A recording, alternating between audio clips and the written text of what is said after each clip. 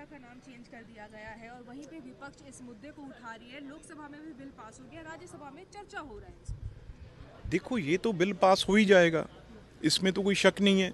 तो पर लेकिन मेरे को ये समझ नहीं आ रही कि कभी भी जो सत्ता में भी मेंबर पार्लियामेंट है या गवर्नमेंट में भी है, उन्होंने भी तो लोगों को ही फेस करना है ना जाके। वो कोई गलत चीज़ को सपोर्ट कैसे कर सकते हैं? इसीलिए सिर्फ मैं ये भी कह सकता हूँ भी इसमें लगातार चेंजेस होती रही हैं, लगातार चेंजेस होती रही हैं। जब पता चलता है भी इसका किस तरीके से और नीचे तक लाभ हो सकता है तो उसी तरीके से ऑल्टर किया जाता है, और तो कुछ नहीं है। अब भी ये देखा गया है भी स्टेट्स में जब पैसा जाता है, वैसे भी ऑपोजिशन की आज की बात अगर करूं, 20 से ज़्यादा स्टेट्स तो बीजेपी एनडीए रूल्ड स्टेट्स हैं।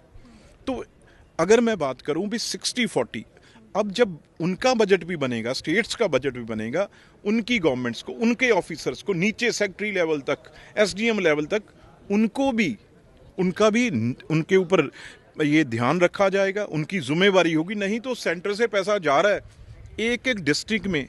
जब एक मेंबर पार्लियामेंट, जो भी एमपी ऑपोजिशन का है चाहे कोई, मेंबर पार्लियामेंट दिशा कमेटी का मेंबर होता है, तो सबसे बड़ा कंपोनेंट दिशा कमेटी में मनरेगा का होता है। सबसे कोई डिस्ट्रिक्ट ऐसा नहीं जिसमें सैकड़े करोड़ों रुपया ना जाता हो, तो वो एमपी मॉनिटर करता है।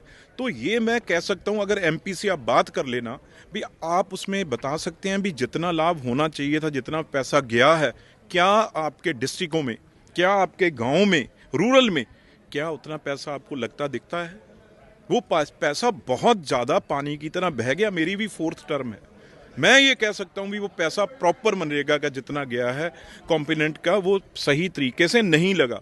और फिर क्या होता है, यहाँ से जब इंक्वायरी होती है, सेंट्रल गवर्नमेंट्स की टीम जाती हैं, तो उसका जब करते हैं, रिव्यू करते हैं, तो उसमें बहुत चीज़ें पाई जाती हैं। कई स्टेट्स का पैसा रुका है, कई डिस्ट्रिक्ट्स का पैसा रुका है। वो सब जमेले से बाहर निकलने के लिए भी वहाँ पे कुछ बने।